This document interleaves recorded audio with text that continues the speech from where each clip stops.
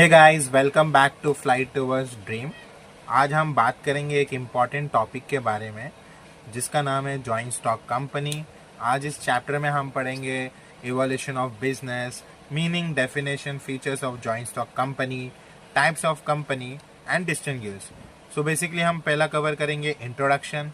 उसके बाद हम इस फर्स्ट लेक्चर में हम कवर करेंगे evolution of business organization. So basically evolution में हम देखेंगे कि पहले कौन से टाइप का बिजनेस होता था, फिर कौन से टाइप का हुआ, फिर क्यों चेंजेस लाया, ये सब हम इस टॉपिक पे कवर करेंगे। तो जैसे कि इवोल्यूशन ऑफ बिजनेस ऑर्गेनाइजेशन में आप देख सकते हो कि पहला दिया गया है सोल ट्रेडिंग कंसर्न, दूसरा दिया गया है जॉइंट हिंदू फैमिली बिजनेस, और थर्ड दिया है पार्टनरशिप फर्म, फोर्थ दिया है लिमिटेड लाइबिलिटी पार्टनरशिप, और उसके बाद दिया है फिफ्थ वाला कोऑपरेटिव सोसाइटी, और सिक्स दिया है joint stock company. So basically इस चैप्टर में हम पूरा सबके मीनिंग्स, सबके फीचर्स कवर करने वाले हैं। सबसे पहले हम इंट्रोडक्शन देखते हैं कि इंट्रोडक्शन में क्या दिया गया है।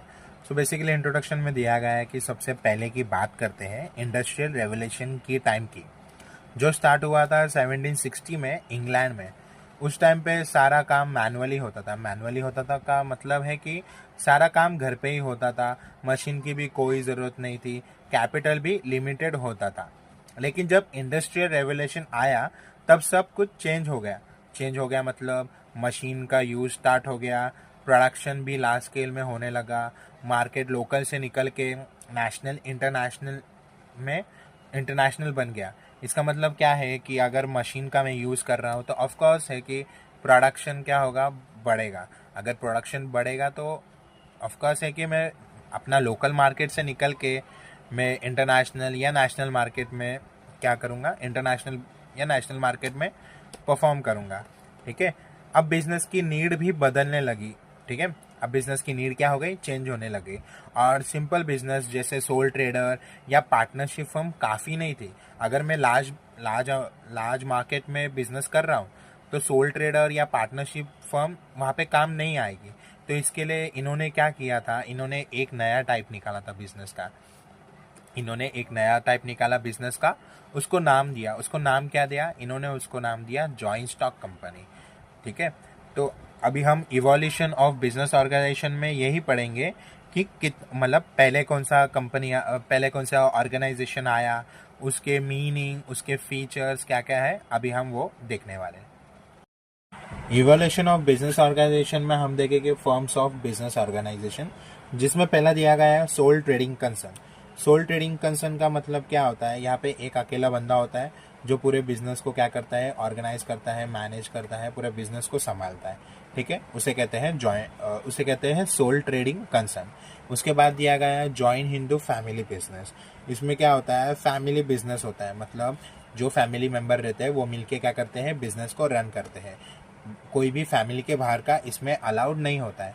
उसके बाद क्या दिया है, पार्टनरशिप फर्म में क्या होता है, दो से ज़्यादा लोग मिलके क्या करते हैं, बिजनेस चलाते हैं, उसे हम क्या कहते हैं, पार्टनरशिप फर्म। उसके बाद क्या दिया गया है, लिमिटेड लाइबिलिटी पार्टनरशिप का मतलब क्या होता है, यहाँ रिस्क थोड़ा लिमिटेड होता है, इनका जो रिस्क होता है वो लिमिटेड होता है।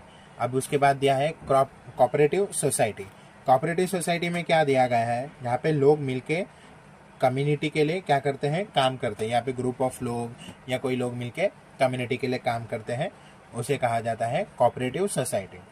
और लास्ट में हमें क्या दिया गया है, जॉइंट स्टॉक कंपनी। तो जॉइंट स्टॉक कंपनी को कैसे बताया गया है, जहाँ लार्ज स्केल पर बिजनेस होता है और लोग शेयर्स के थ्रू ओनर बनते हैं, उसे जॉइंट स्टॉक कंपनी कहती है। ऐसी कंपनी जो कुछ अमाउंट के लिए, कुछ पैसे के लिए लोगों से पैसा लेती है और उनको अपने कंपनी का कुछ परसेंट शेयर्स देती है और उनको शेयर होल्डर्स बनाती है, तो वैसे कंपनी को कहा जाता है जॉइंट स्टॉक कंपनी। ठीक है, ये हो गया हमारा फॉर्म्स ऑफ बिजनेस ऑर्गेनाइजेशन। अब हम हर एक टॉपिक को डीपली पढ़ेंगे, हर एक का मीनिंग देखेंगे और उनका फीचर्स देखेंगे। तो सबसे पहला दिया गया है सोल ट्रेडिंग कंसर्न। अब हम इसमें देखते हैं कि सोल ट्रेडिंग कंसर्न क्या दिया गया है, उसके मीनिंग्स, उसके फीचर्स। सोल ट्रेडिंग कंसर्न का एक एग्जांपल देना चाहूँगा, जैसे कि एक चाय वाला। तो जो चाय वाला होता है वो खुद ही टपरी चलाता है, भी मतलब टपरी का उसका काम होता है, सामान के रिगार्डिंग या चाय बनाता है, वो खुद ही करता है, पूरा का पूरा बिजनेस उसका ही होता है, इसमें कोई और इंटरफेयर नहीं करता है। तो इसमें चाय वाला क्या हो गया, सोल ट्रेडर कंसर्न होगा। क्यों? क्योंकि वो अकेला क्या कर रहा है, पूरे उसके बिजनेस को, उसके टपरी को क्या कर रहा है, वो चला रहा है। ठीक है, तो सबसे पहले हम फीचर्स देखेंगे। सो जो फर्स्ट फीचर्स है, फर्स्ट फीचर में क्या दिया है, फर्स्ट फीचर में दिया गया है कि नो सेपरेट लॉ और act governing sole trading concern. इसका मतलब क्या है कि कोई अलग से लॉ नहीं होता है, बस नॉर्मल लॉ होता है जो उसे फॉलो करना होता है। ठीक है, और सेकेंड क्या दिया है, sole trading concern has only one owner. One owner मतलब इसमें सिर्फ एक ही ओनर होता है। उसके बाद क्या दिया गया है, capital contributed by sole trading is very small. मतलब जो भी बिजनेस स्टार्ट करने के लिए उससे पैसा लगता है वो क्या होता है, कम होता है, स्मॉल अमाउंट में होता है। फिर फोर्थ क्या दिया गया है, जो भी प्रॉफिट लॉस सब जो भी होता है उसका वो खुद का ही होता है। मतलब अगर प्रॉफिट हुआ तो भी उसी का फ़ायदा है, अगर लॉस हो रहा है तो भी उसी को फेस करना पड़ेगा। ठीक है, और जो फिफ्थ वाला दिया गया उसमें क्या दिया गया, all the decision of business are taken by sole trader. जो भी कंपनी के बिजनेस का जो भी डिसीजंस है वो कौन लेता है, अकेला सोल ट्रेडर ही लेता है। ठीक है, और सिक्स्थ वाला क्या दिया है, सब कुछ सीक्रेट रख सकता है। मतलब जो भी उसका सीक्रेट इंफॉर्मेशन है उसके टपरी के रिगार्डिंग वो सिर्फ उसी के पास रह सकता है। ठीक है, मतलब उसका जो भी सीक्रेट है इंफॉर्मेशंस वो लीक नहीं होगा यहाँ पे सोल ट्रेडिंग कंसर्न में। और जो सेवेंथ वाला है, सेवेंथ वाले में क्या दिया गया है, the liability of soul trader is unlimited. Unlimited मतलब अगर टपरी के लिए उसने कोई कर्जा लिया है, ठीक है, और अगर वो लोन नहीं दे पा रहा है तो उस समय उसका घर भी बिक सकते हैं, उसकी प्राइवेट प्रॉपर्टी भी क्या कर सकते हैं, बेच सकते हैं। इसीलिए उसे क्या कहा गया है, the liability of a soul trader is unlimited. उसके बाद क्या दिया, 8 point, the business does not enjoy a separate legal status. Separate legal status का मतलब ये दिया गया है कि बिजनेस और बंदा अलग अलग नहीं होते हैं। मतलब जैसे कि टाटा हो गया और उनका मालिक हो गया, वो अलग है, टाटा कंपनी अलग है, उनके मालिक अलग है। लेकिन इस सिनेरियो में क्या दिया गया है कि चाय वाले का टपरी अलग नहीं होगा, उसका बिजनेस अलग नहीं होगा, चाय वाला अलग नहीं होगा, उसे कोई लीगल सेपरेट स्टेटस नहीं मिलता है। 8 पॉइंट में वो दिया गया है। 9 पॉइंट में दिया गया है, बड़ी कंपनी ये सेटअप के लिए ये सिस्टम काम नहीं करती। अगर मुझे लार्ज स्केल में बिजनेस करना है तो लार्ज स्केल में अगर बिजनेस करना है तो मैं सोल ट्रेडिंग कंसर्न नहीं कर सकता हूँ। ये था अभी तक सोल ट्रेडिंग कंसर्न के जो भी मैंने एग्जांपल बताए और फीचर्स। ओके, अभी सेकेंड टॉपिक हम देखेंगे, joint Hindu family business. So basically joint Hindu family business में क्या होता है कि सारे फैमिली मेंबर क्या करते हैं, मिलके बिजनेस चलाते हैं। ठीक है, और अभी हम इसके फीचर्स देखेंगे। तो सबसे पहला फीचर क्या दिया गया है कि मेंबरशिप कब मिलता है जॉइंट स्टॉक फैमिली बिजनेस में, जैसे ही बच्चा क्या होता है, कोई बर्थ लेता है फैमिली मेंबर में, तब से ही वो क्या करता है, उस बिजनेस का मेंबर बन जाता है। नए बच्चे बॉर्न होते ही क्या होते हैं, उस बिजनेस के मेंबर बन जाते हैं। ठीक है, और सेकंड क्या दिया है, head of the family known as a karta. मतलब जो फैमिली का हेड है उसको हम क्या बोलेंगे, कर्ता बोलेंगे। वो उस बिजनेस का क्या हो जाएगा, बॉस जैसा। जैसे कि अगर एक किराने का दुकान है, हमारे पापा का किराने का दुकान है, अगर वो किराने का दुकान संभाल रहे हैं, ठीक है, तो वो किराने के दुकान के क्या हो जाएंगे, कर्ता हो जाएंगे। ठीक है, बॉस हो जाएंगे। और हम लोग क्या हो जाएंगे, हम लोग को पार्टनर्स। को पार्टनर्स का मतलब जो भी बचे हुए मेंबर्स रहेंगे वो क्या हो जाएंगे, को पार्टनर्स। ठीक है, यह था हमारा थर्ड पॉइंट। फोर्थ पॉइंट में क्या दिया है, मेंबर्स की कोई लिमिट नहीं होती है। मतलब ज़रूरी नहीं है कि इतने ही मेंबर्स होने चाहिए इस बिज़नेस में या इतने नहीं, नो लिमिट दिया गया है। ठीक है, और अभी हम देखेंगे फिफ्थ में क्या दिया गया है, पूरा फैमिली मिलके क्या करता है, बिजनेस को संभालता है, बिजनेस को चलाता है। ठीक है, और 6 दिया गया है, द लाइबिलिटी ऑफ कर्ता इज अनलिमिटेड। जो कर्ता होता है, जो इस बिजनेस का हेड होता है या फैमिली का हेड होता है, उसका जो लाइबिलिटी होता है अनलिमिटेड होता है।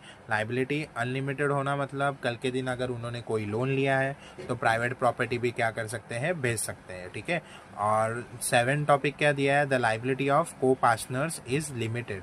को पार्टनर्स की लाइबिलिटी कैसी होती है, लिमिटेड होती है। उनको क्या होता है, कम रिस्क होता है।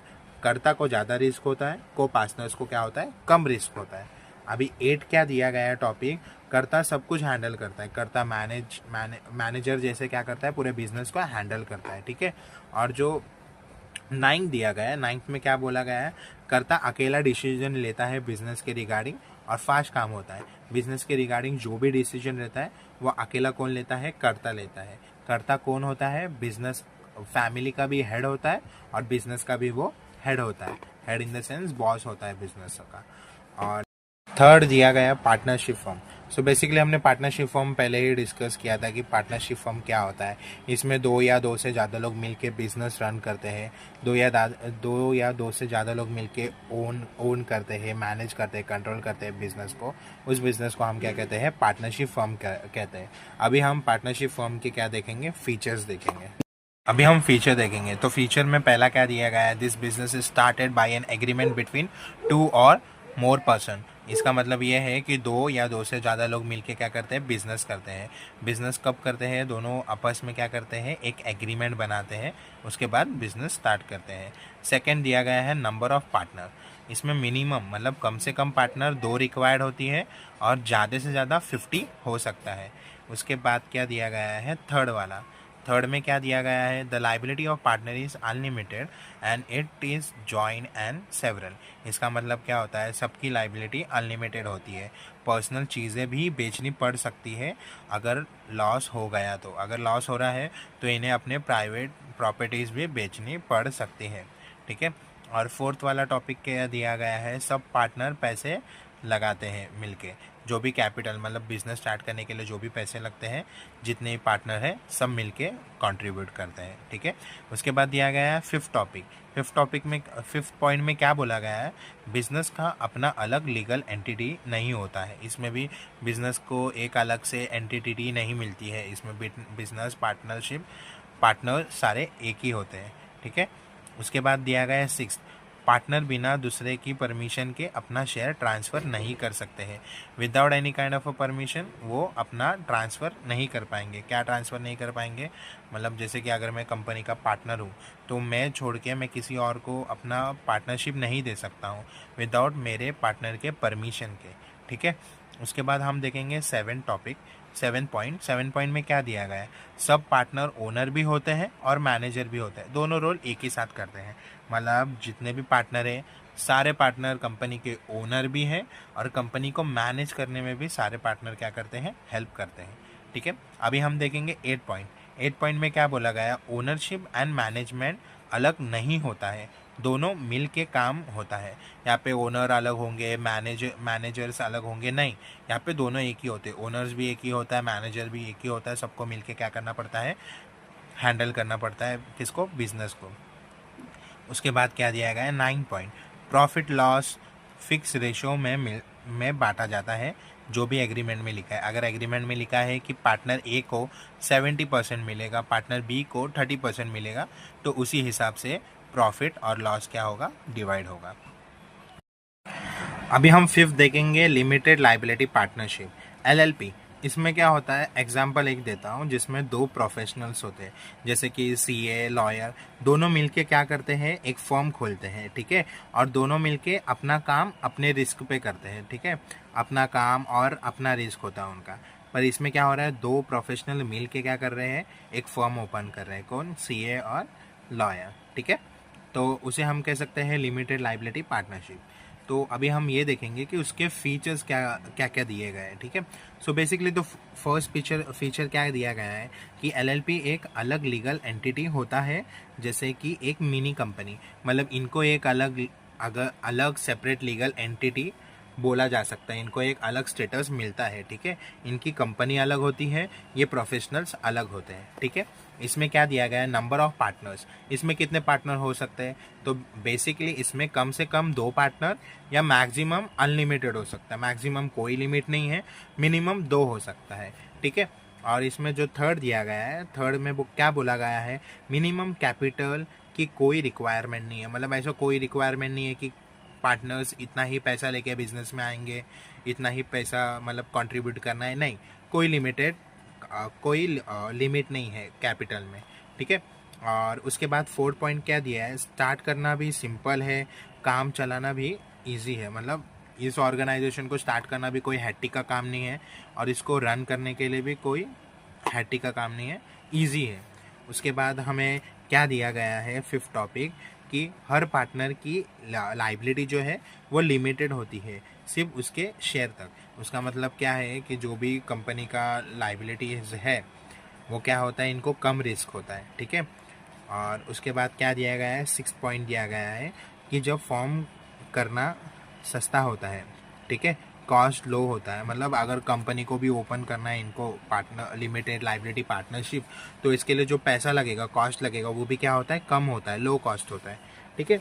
और उसके बाद 7 क्या दिया गया है कि जॉइन लीव करने के लिए एग्रीमेंट के हिसाब से होता है, फ्लेक्सिबिलिटी होता है। अगर कोई प्रोफेशनल है, जैसे मैंने कहा कि सीए और लॉयर मिल के क्या करते हैं, चला रहे हैं, ठीक है।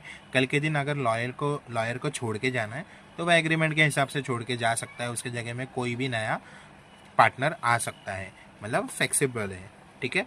और 8 वाला दिया है, डबल टैक्स नहीं लगता। मतलब इसमें डबल टैक्स क्या होता है, नहीं लगता है, उनको डबल टैक्स भरने की कोई ज़रूरत नहीं है, प्रॉफिट पे अलग से टैक्स नहीं होता है, ठीक है। तो ये रहा लिमिटेड लाइबिलिटी पार्टनरशिप। बेसिकली हमने कोऑपरेटिव सोसाइटी के बारे में उसका मीनिंग देख लिया। अभी इसका एक एग्जांपल देखेंगे कि एग्जांपल क्या दिया गया है।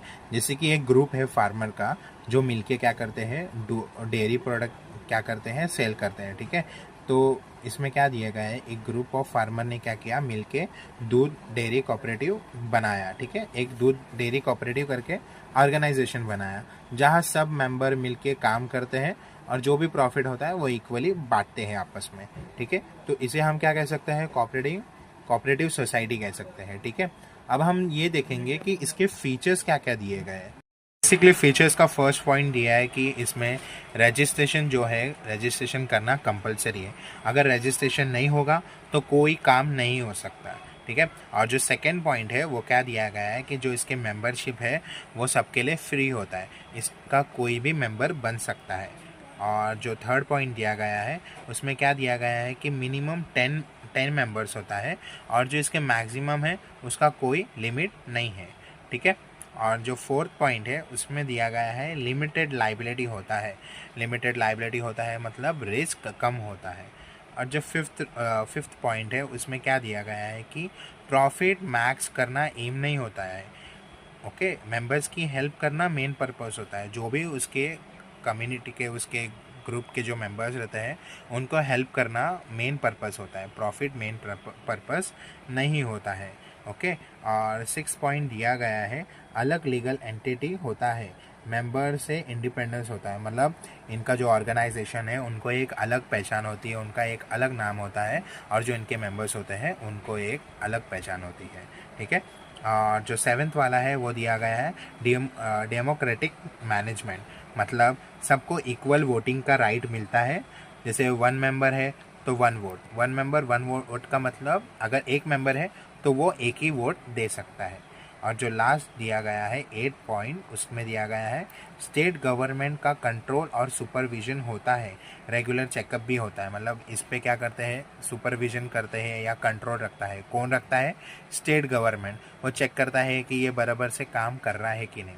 तो अभी तक हमने क्या क्या डिस्कस किया, सोल ट्रेडिंग कंसर्न देखा, जॉइन हिंदू फैमिली बिजनेस देखा, पार्टनरशिप फर्म देखा हमने, उसके बाद लिमिटेड लाइबिलिटी पार्टनरशिप फर्म देखा, उसके बाद हमने देखा कोऑपरेटिव सोसाइटी, उसके ये सारे के हमने क्या देखे, फीचर्स देखे। तो इसमें क्या बताया गया है कि जो भी बिजनेस ऑर्गेनाइजेशन अभी तक हमने देखा था वो एलिजिबल नहीं था। किसके लिए एलिजिबल नहीं था, लार्ज स्केल बिजनेस के लिए, ठीक है। तो इस वजह से क्या किया गया, जॉइंट स्टॉक कंपनी का इंट्रोडक्शन दिया गया।